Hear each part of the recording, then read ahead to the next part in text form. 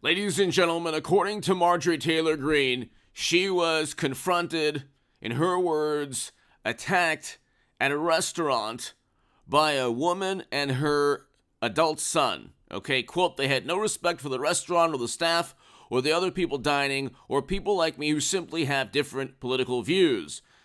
They are self-righteous, okay, and I was sitting at my table working with my staff and never even noticed these people until they turned into demons. People used to respect others even if they had different views, but not anymore. And then she starts off by saying, I was attacked in a restaurant tonight by a woman and screamed at by her adult son. Now, this is, unfortunately, a consequence of CNN, MSNBC, The Washington Post, Times, Rolling Stone, Vanity Fair, Esquire,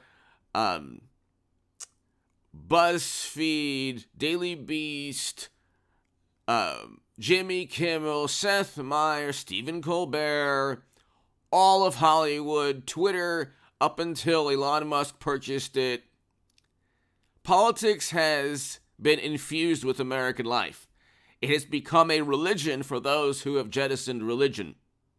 Politics has become a religion. Now, it was bad when you had the Bush, Cheney, and Rumsfeld Republicans who did this type of thing. But at that time, 20 years ago, politics wasn't part of popular culture. It wasn't part of even award ceremonies. It wasn't infused within the internet, where you couldn't even talk about the origins of you-know-what, and now we find out yet again that those who suppressed and silenced discussion were wrong. And this is a very important segment because I'm going to talk about a phenomenon in this country. Share this everywhere, okay? And I say this with all due respect and love for people on the left, Democrats, anyone on the left, or, morally superior, highly educated, liberal Democrats, God bless you. Okay? There are people, lifelong friends, family, who have disowned or turned their back or won't speak to a supporter of Trump in their family or in their inner circle because they have convinced themselves that it is a moral duty to insult or demean or chastise or condemn or judge somebody within your life or somebody you don't know because they vote for Trump. We are 90 seconds to midnight. According to the Bulletin of Atomic Scientists, we are closer to nuclear confrontation than ever before because of Biden's foreign policy. It's in his third year in office. We're in his third year. We're going into his third year in office. We are 90 seconds to midnight, and it's only still about Marjorie Taylor Greene and Trump and the sensibilities of the morally superior adults in the room. We have inflation at 6 to 9%. That's the new normal. It was not. It was like 2% when Biden took office. The economy is going into yet another recession. We have shortages. We have derailments. We have all of these problems. Crime increasing in every major city in this country. We have a whole lot of problems in this country that we didn't have with Trump. Especially foreign policy and economic problems. Like I said, we're 90 seconds to midnight. But because it's a religion, by those who've jettisoned religion, it's okay to go out and go to somebody like Marjorie Taylor Greene, and immediately there's an activist that said, well, she yelled at me. It's the same thing. And then immediately Rolling Stone publishes an article, MTG, who harassed a survivor, is livid someone yelled at her. Yeah, Rolling Stone, she should be livid someone yelled at her. Anyone working at any publication, any Democrat, you think if somebody yelled, God forbid, at a top Democrat, Rolling Stone wouldn't then publish an article, unhinged Trumper yelled at poor, good, moral Democrat.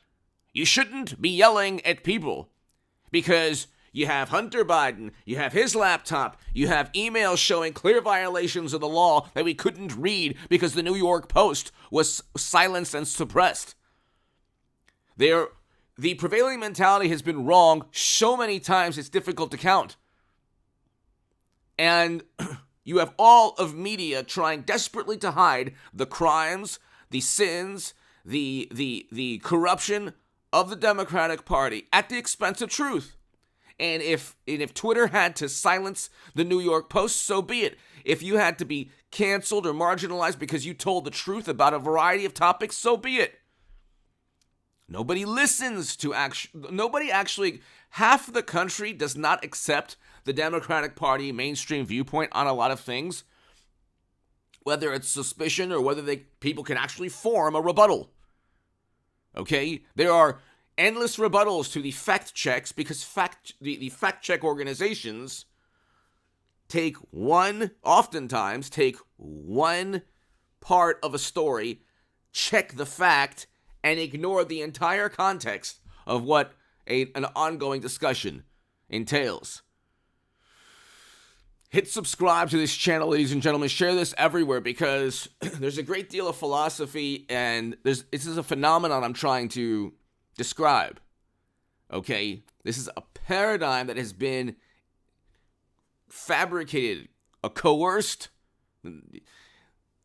That's a word that Democrats don't like. A coerced, fabricated paradigm because Democrats lack actual substance in most of their policies and their ideology. And we know this because conservative ideology really hasn't changed on a lot of things. Conservative ideology has pretty much stayed the same. Okay? You wouldn't be accepted now as a Democrat who ran in 2016. You wouldn't be. Clinton with her views on society and life, and President Obama with his views in 2012 wouldn't have been accepted in this Democratic Party. That's a whole other story, but hit subscribe to this channel, ladies and gentlemen. Go to hagoodman.com to read my writing in The Hill, The Huffington Post, Salon, The Jerusalem Post, The Federalist, and other publications, and become part of a newsletter there. To my new Patreons, thank you. You know, your Patreon support is so important. Thank you. And the super thanks, thank you so very much. It's below, next to the like and the share buttons if you enjoyed this segment. But share this with anyone who doesn't understand. Marjorie Taylor Greene was assaulted or attacked or yelled at because there are people, lots of people, who believe it is a moral, virtuous act to insult somebody with a different political opinion.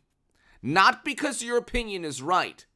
Not because you've actually proven through discussion and debate. Because you truly believe. Because the average Democratic voter has been so protected, shielded from the truth about the Democratic Party, from the truth about foreign policy, from the truth about economic policy. In addition to the fact, even when they know the truth, inflation soaring through the roof, real wages down, foreign policy catastrophe, they don't care because it's about, at the end of the day, for a lot of people, simply power.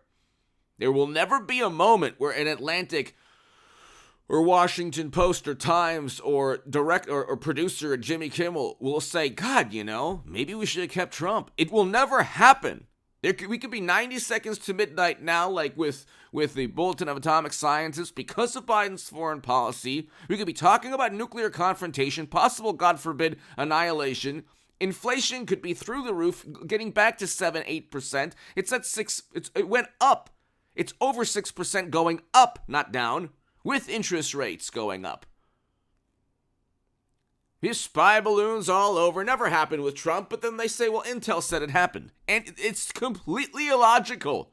There's never a moment where the morally superior will say, God, it was better under Trump, because what happened is media melted down. Life was categorically better in terms of the economy and in terms of foreign policy, categorically better under Trump. Okay? His last year in office, the system that wanted Trump out had a complete meltdown. Democratic governors gleefully tanked their state economies. They didn't have to do that. That was a choice. It was the wrong choice.